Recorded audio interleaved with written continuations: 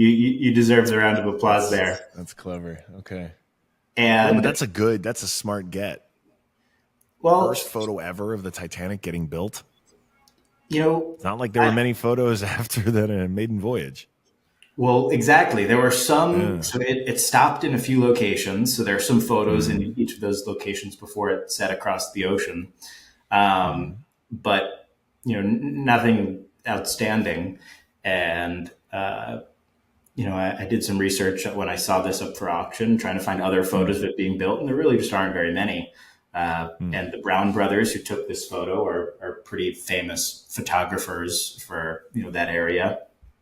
And New York and other areas too, but yeah, I was just blown away when I saw it. So had to add it to my Mantel collection. I just started with some Type 1 photography. I picked up a Jordan Dunk at it was a heritage auction not too long ago. I get it, and this is another one where there is something beautiful. I have photos. I'm a fan of photography. I've got photos. You can see a bunch of them back there.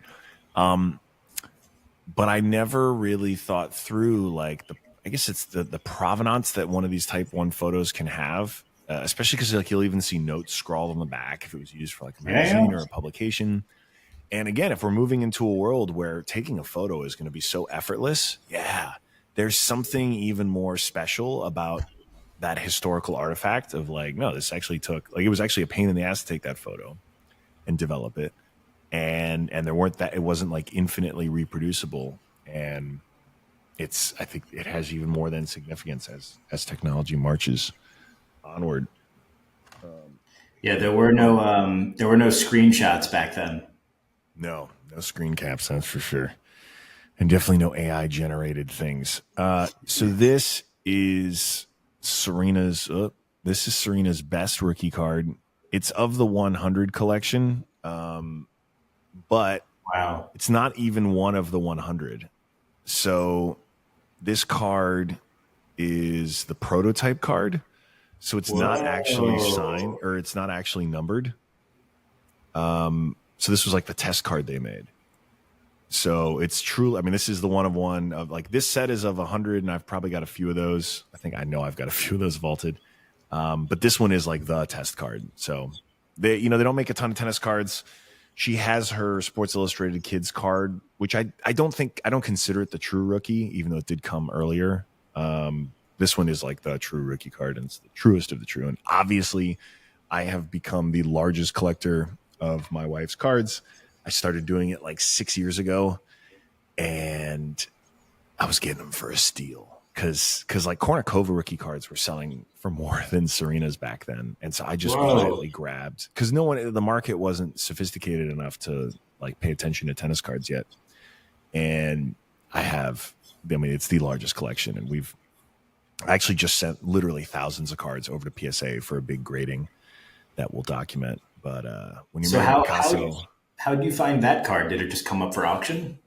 No, a buddy. Well, it was a buddy of a buddy reached out and was like, "Hey, I've got this card. I think you'd be interested in it." And it was just a direct.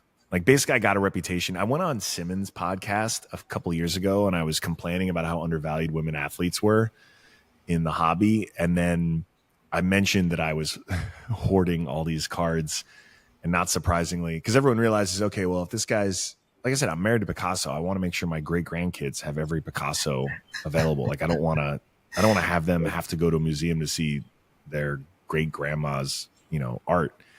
So I just I'm going to buy them all. I'm never going to sell them. And then a bunch of people realized oh, it's probably speculators were oh, well, then it's valuable for me to get them too. So I made my own life a little bit more difficult there, but it's fine. It happens at this point. Happens to the best of us. What did she first think when you started collecting them? She thought it was weird. Most athletes, especially of her generation, especially tennis is not a tier 1 trading card sport. Trading cards were such an afterthought. But I had this conversation with MJ, and I was the crazy person 6 years ago being dude, please, I'm sure you have storage facility full of match-worn jerseys, memorabilia, please send someone, have a team go out, I will help. It feels like a Like I am doing a duty to society to make sure that you have this stuff properly cataloged and understood, so it stays in your family, so you know what you have. Like this stuff is important, and for that, like basically for any previous generation, even signing a trading card was like a weird thing. Like it was like a gig. Like yeah, Upper Deck calls you up and says, "Hey, we'll give you some money to sign some cards." You're like, "Sure, whatever." On to the next one, and sure enough, over the last like 5-6 years since I had that conversation, the prices, the auctions, the headlines, now everyone is like, oh wow, Alexis, you were right. Like, great. Thanks for giving me a heads up. And it's been fun to see for, newer generation athletes. Um, it is way more obvious. Like I remember I first pitched Yanni about it, Giannis Antetokounmpo, and he was like, "Oh yeah, man, I've been collecting my cards ever since I got in the league." And sure enough, he has every card, and every time he was asked to sign, he would set aside a couple of cards. Like he'd set aside his number, he'd set aside number one, and like he was already clued in and sort of thinking about it like a collector. Because I think age wise, right, he's in his late 20s now. Like so, age wise, he was more plugged into the culture of the hobby and all this stuff. And I think guys and gals who are now entering pros are very plugged in. Like they're, I've met so many who have actually said like they're setting aside part of their budget to make sure that like they are owning some of their best cards almost as like stock for themselves.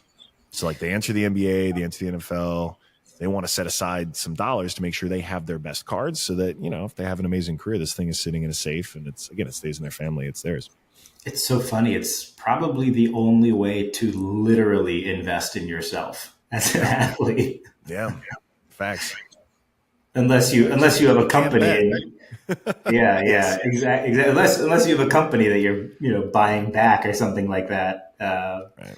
How did that conversation with MJ turn out? Did they follow I don't know along? how. I mean, I like, like I said, I was very earnest. I think there was lots of skepticism around the table, especially because this was like 5 years ago. But I think it.